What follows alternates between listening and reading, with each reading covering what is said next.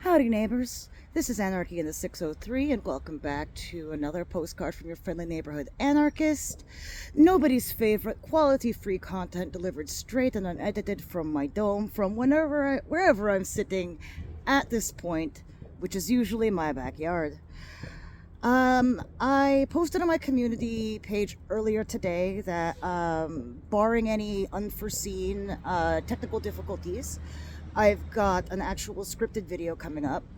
But I had some thoughts while I was sitting out here listening to traffic and the birds and stuff, and I just figured I'd run it by y'all.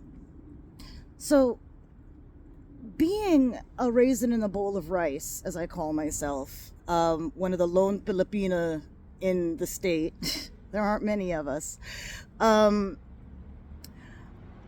Growing up, and this is related to the video I'm going to post later, um, I never had a lot of Filipina around me. It was a very solitary experience in a lot of ways, and as a result, like even in the online space, I haven't really found a lot of Filipino or Filipino-American creators, especially not anyone who's speaking to the topics that really captivate me, as far as current social commentary goes. And so over time, like I don't really use social media. I gave up on it right around the start of the pandemic, mostly for mental health reasons. And one of the best decisions of my life. But the only social media that I use really is YouTube, which I feel is really a different social media than most. I mean, I interact with a lot of folks in the comment sections of a few creators that I follow, but otherwise, it's mostly just me talking to my neighbors, right? Or me watching other people talk to their neighbors, so to speak, their subscribers. And, it's more like cable access than anything else, really. So ultimately, in my YouTube watching, which by and large has replaced watching TV for me, I really don't sit and watch TV a lot. I just listen to a lot of YouTubers. And I've found that most of the creators that I follow when it comes to political and social commentary happen to be Black creators. And I was thinking about how, like, in like the live action Disney films recently, how there's been a lot of hubbub because some of the princesses that have been cast recently for these fictional characters haven't been Caucasian, and how like a lot of white people are freaking out because it's like they've never had to see themselves or relate their experience to anyone else. Like they've never had to learn to see themselves in someone of another race, another color, another experience, because their experience is the dominant culture, right?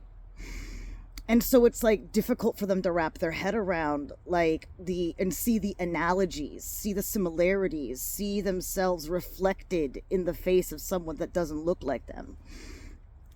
But for people of color, by and large, all of us have always had to find our representation elsewhere. Actually, that's the same for a lot of marginalized people, like how the first fan fiction was from the original Star Trek series, and it was a lot of Kirk Spock slash fic, because a lot of queer folks had to find themselves in people and characters that were not explicitly coded as queer. A lot of autistic folks have had to find themselves in characters that were not explicitly labeled as autistic.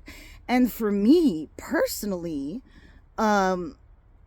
even though like I can never truly walk in the shoes and the experience of someone of the African diaspora, like I will never truly understand what it is like to be Black in America, I've got to say that time and time again, experience has shown me that my culture that I was raised in, the Filipino culture that I was raised in, despite being born and raised here in New Hampshire, my experience is more analogous to that of black culture than it is to that of the dominant white culture around me. Like, in the way that we are, like the way that I have been othered in society, the way that I have to, like, well, for one, I have to whiten my accent, or I used to have to whiten my accent when I was working in order to appear more professional, and in order to be seen as proficient and intelligent by the people that would come to me as a client. I would have to code switch the phrases so that no one would ever suspect that I may be racially ambiguous, or perhaps because I have an accent, I may be less knowledgeable about my job. I had to pretend real hard to be something different when what I was perfectly sufficient. It was the way that I had to present myself.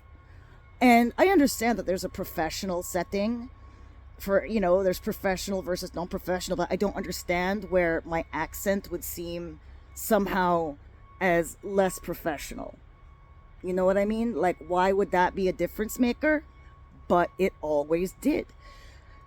And like, even culturally speaking, the way that, like, because of necessity and inclination, both black culture and Filipino culture, we tend to be very family oriented, very insular, very much tight knit, and like self-policing and self-maintaining. Like, over and over again, like, I see a reflection of my culture within black culture, far more than I ever have in the, like, hyper independent, hyper individualist, like, F you got mine sort of mentality that the dominant white culture experiences. That's not my experience. And so, like, in any situation, like, no matter what, I am going to stand for black issues. I am going to stand with black people and black voices, and I will keep on doing that, regardless of cost to myself, regardless of any hate comments that I might get, regardless of any racism I might face, or even criticism I might face. Like, I know that there's a lot of, like, anti-blackness in the Asian community at large. I experienced it myself. Like, my mom would always be cautious around black people, and it's like, you have so much more to fear from a racist white person than you ever would from another person of color, I guarantee you. But, like, again, we're trained to fear each other and hate each other so that we don't put the blame towards the people that really deserve it. And I'm not going to stand for that. I will, like, I follow black creators because their experience is so much more analogous to mine. Their